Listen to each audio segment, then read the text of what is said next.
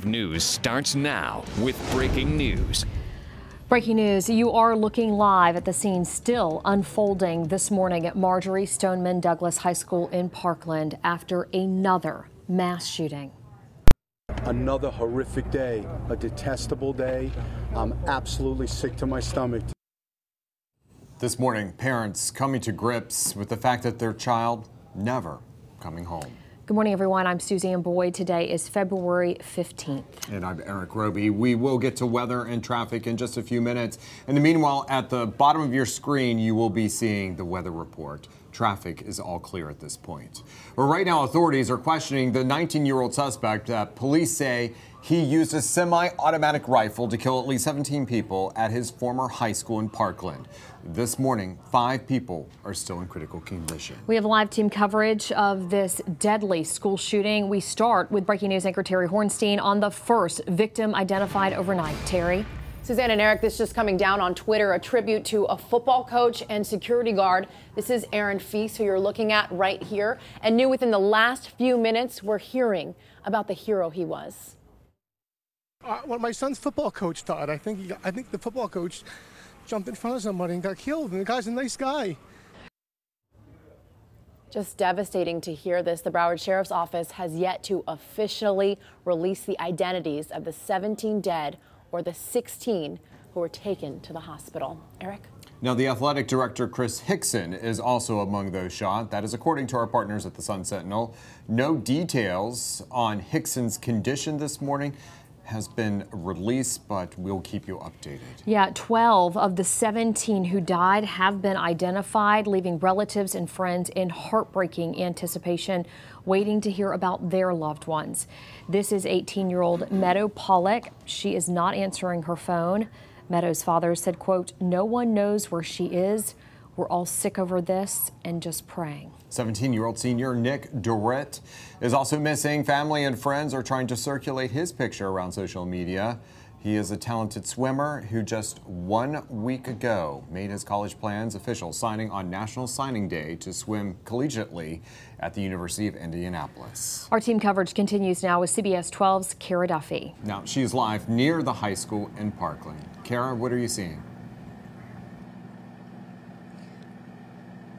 Well, Eric, Suzanne, it is incredibly quiet and somber out here. As you can imagine, it is really hard to believe just how much people's lives have changed from yesterday at this time until now. You know, parents, students, teachers getting ready for school, never thinking that it would be the last time that they see their children alive. If you take a look behind us here, you can still see very much an active scene just a short distance from that school. Now, many students now sharing their stories of terror. One girl said that the alleged shooter fired shots into her classroom, shattering windows and hurting several people inside. I think about 3 in my classroom got hurt. I just saw blood everywhere. Yeah. There were kids lying on the floor as she was leaving the school.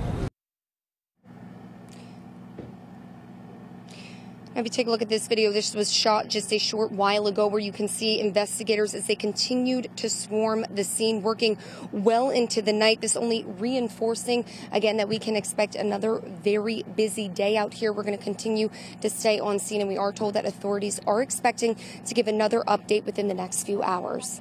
For now, reporting live in Parkland, I'm Kara Duffy, CBS 12 News. All right, we continue our live team coverage with Rosie Wood, who is live at Broward Health North, one of the hospitals where those students and victims were taken. Rosie? Hey guys, well right now there's still a lot of media out here. We're all still just waiting for more answers. But again, so far here's what we know. 14 patients are being worked on. 5 of those people are in life-threatening condition. At least 9 of these people are at this hospital right now. And the suspect was also treated here, then released to police. Now, Governor Rick Scott spoke to the media last night, calling this tragedy evil and adding the state does not tolerate violence. I talked to a few families that have individuals here that have gone through surgery.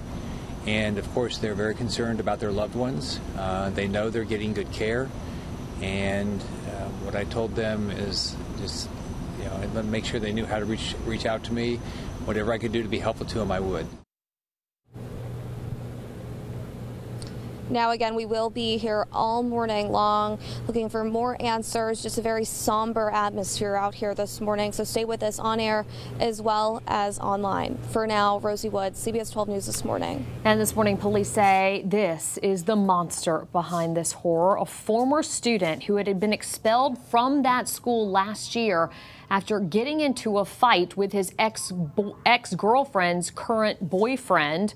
Police say 19-year-old Nicholas Cruz was armed with an AR-15 semi-automatic rifle and countless magazines. Investigators believe he wore a gas mask and used smoke grenades to draw students out of the classrooms. He also pulled the fire alarm to do that. He is set to face a judge this morning.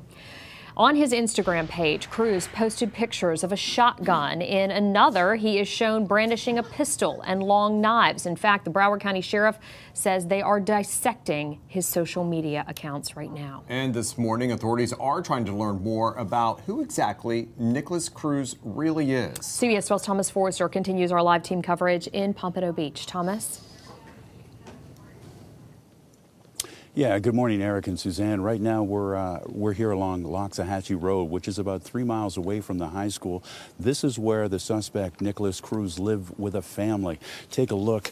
We are waiting right now for a search warrant to be signed. You can see deputies, Broward County, and both the FBI have surrounded that home. Now, according to the attorney representing that family, they say that Cruz lived there for the past 3 months after his mother died back in November, and he had nowhere else to live. Now, the family took Cruz in because he knew another student at Douglas, and that's how they met. Now, the family also says they wanted to help Cruz during this tough time of transition. Now, we've been told by detectives in this case that these folks are not suspects. They are not persons of interest. Now, the attorney for the family says they are shocked that Cruz could have committed such an act. They are shocked about these allegations. Nothing that they saw in this young man. He was a pretty meek, mild kid, small kid. Nothing that they saw in this kid would give them any reason to believe that anything like this was possible. Now, Eric and Suzanne, again, we're waiting for that search warrant to be signed. The search will continue and be executed once that warrant is signed. We'll keep you updated, though, as more information is released. Until then, reporting live in Parkland, I'm Thomas Forrester, CBS 12 News. 5:06 is the time. The investigation has now spanned into our county overnight. Multiple agencies investigating a home at the Lantana Cascade Mobile Home Park. CBS 12 found out late last night that deputies were preparing to serve a search warrant in connection to that school shooting. Sources tell us the accused shooter may have lived there at some point with his brother. For the students inside the school who watched and heard everything unfold, these moments will be forever etched in their memories. You feel like it's a normal day at school, like you don't expect this. And like someone like could come in and bring like a gun and shoot up the school. Until like you realize it, like you're just like, you like start texting your family like I love you, because you never know like if you get shot or killed right there and then. Now, a vigil is happening today for the victims of the shooting. Park Ridge Baptist Church in Pompano Beach is holding that vigil. It's happening at noon today. As you can imagine, they expect to have a very large crowd. Well, several lawmakers are calling for government intervention after yesterday's school shooting. Yeah, the Broward County Sheriff adding his 2 cents, saying this shooting comes down to mental illness. While people who are the victim of mental health illnesses in this country are being treated, in the opinion of this sheriff, they should not be able to buy, surround themselves, purchase, or carry a handgun. Those two things don't mix. He said if a person is committed to creating such carnage, there isn't a lot law enforcement or any entity can do about it. The only thing they can do is train very hard to lessen the loss of lives. Palm Beach County Superintendent Robert Ravosa also joining in on the conversation overnight, tweeting this out, saying, "Take all of the politics out of the discussion about gun violence. When innocent kids and their teachers are murdered, something must be done." He also gave a call to all parents overnight. It was an automated call. I got one, and you could hear he was shaken with the news. Yeah, the school tragedy also prompting school districts in our area to increase campus security. This is another tweet from the superintendent, basically saying that he's directed every principal to review their safety protocols and procedures, and they're working with local police to have more officers at and around the district schools in the days and weeks ahead. The district is also recommending that parents talk to their kids to help them cope with this tragedy. They provided resources for parents on their website. They have shared, or we have shared, a link on our website to their website at cbs12.com. And we'll have continuous coverage at cbs12.com. As soon as we get more information, we'll be updating our website immediately. So you can go back here. This is a great resource throughout the day as this story will continue to develop.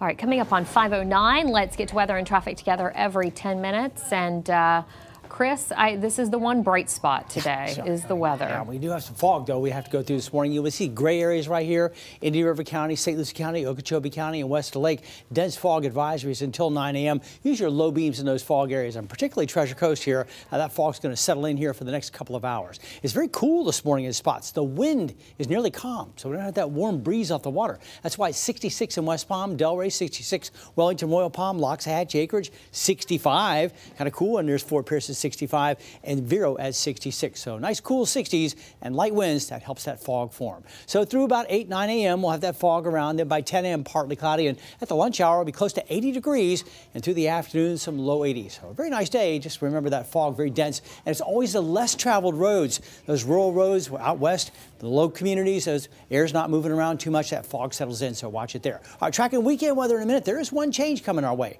That's ahead in a couple minutes. Let's get a look at traffic, and here's Lauren. Thanks, Chris. Checking in along the Treasure Coast this morning. If you are heading out across the Turnpike or I-95, I'm not seeing any delays there, even though there is that fog in the area. If you're traveling from Stewart to Vero, it's about 39 minutes northbound across I-95 this morning. There's a look at a very foggy Turnpike up near Jupiter. Not seeing any issues there, though. Eric and Suzanne. 5:10 is the time, and our coverage of this deadly school shooting continues all day here at CBS 12. Yeah, coming up, the warning from the Attorney General overnight.